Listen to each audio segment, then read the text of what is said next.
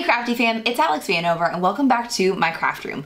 In this video, I'm going to teach you how to screen print on wood using water-based acrylic screen printing ink. So let's get started. So the first step to screen printing with vinyl is to reverse weed your design. So I have used Orcal 651 in a color that I just have plenty of, and I'm going to remove the parts of the vinyl that I would normally keep.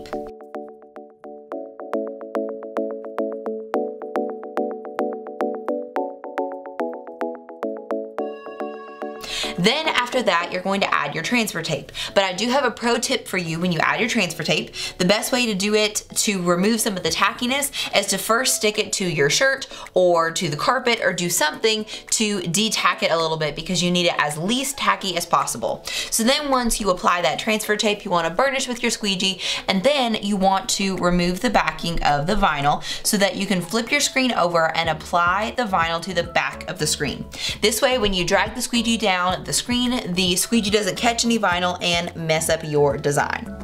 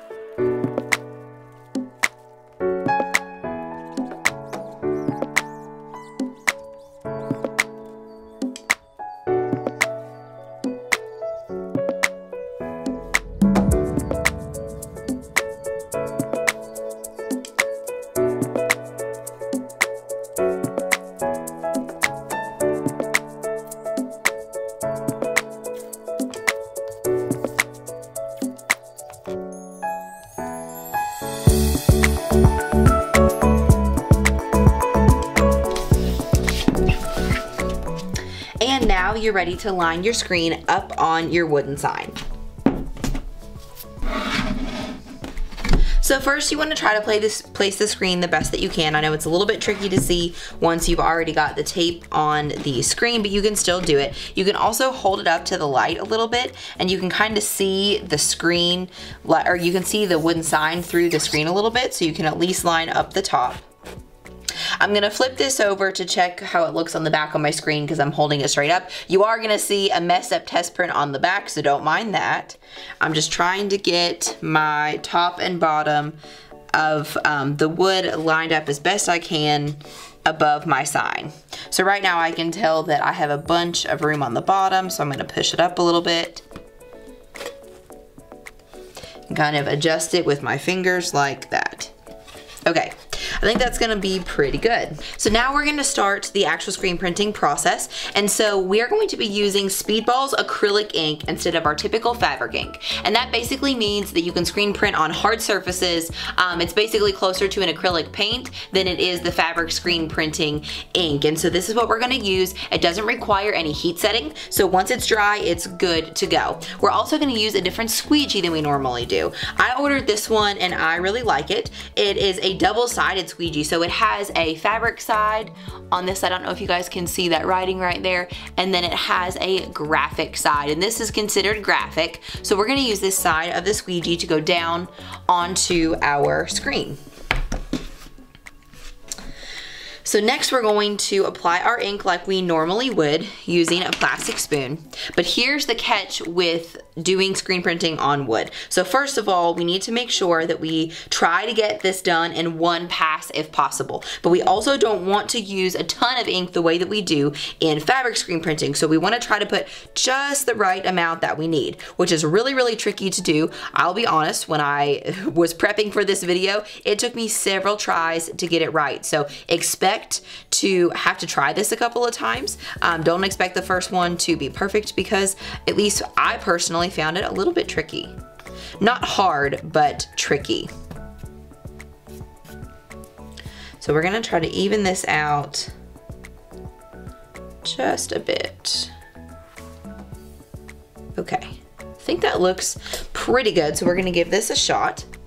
So we're gonna use our same technique of holding it down with one hand, at least to a point, because there is some room here around the frame because my piece of wood is slightly smaller than my frame. So you do have to be really careful here that you're not gonna tip your frame. The most important key with screen printing on wood is good contact with the wood. So if you're using a sign that's like the boards that are all squished together or things like that, you need to be really, really careful that you are getting perfect contact with this screen onto your wood. So if that means you need to sand it, then you can do that. I did lightly sand mine. You don't have to have it a perfectly smooth surface, but it needs to be good enough that the screen can lay evenly on your wood, because that's the key to getting it even. So I'm not going to use that much pressure this time because the ink's not really going to absorb into the wood so much. So I'm just going to give it fairly light pressure and drag the ink all the way down.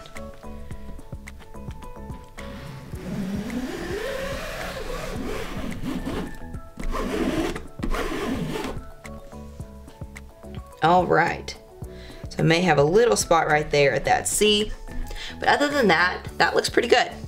So let's lift up our screen and see how we did. So I got a pretty good print there. I have a little bit of a mistake around my C, which I can always go back in with this acrylic ink and use a paintbrush to touch up, so no big deal.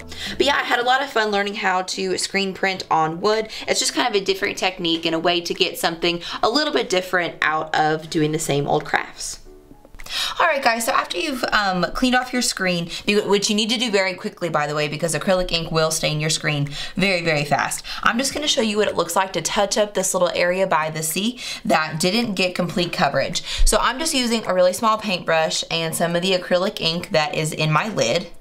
And I'm literally just gonna paint it in. It really is that easy to correct mistakes when you screen print. Hopefully you don't have to do this every single time, but it is nice to be able to make things look a little bit nicer after you make a mistake without having to redo the whole print.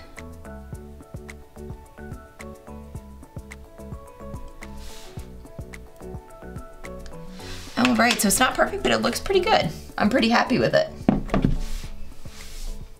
I hope that you enjoyed learning how to screen print on wood. But if you have any questions about this tutorial, please make sure that you drop them in the comments, because you know that I'd be happy to answer them for you. And if you haven't already, please make sure that you connect with me on social media. I am on Facebook and Instagram, so I will put the links to my profiles and pages down in the description, but please make sure that we connect, because I would love to see your finished projects and I would love for you to tag me in those projects as well. And if you haven't already, please make sure that you subscribe right here to DIY Alex and ring the bell right next to subscribe so that you never miss a new upload. I hope we can craft again soon.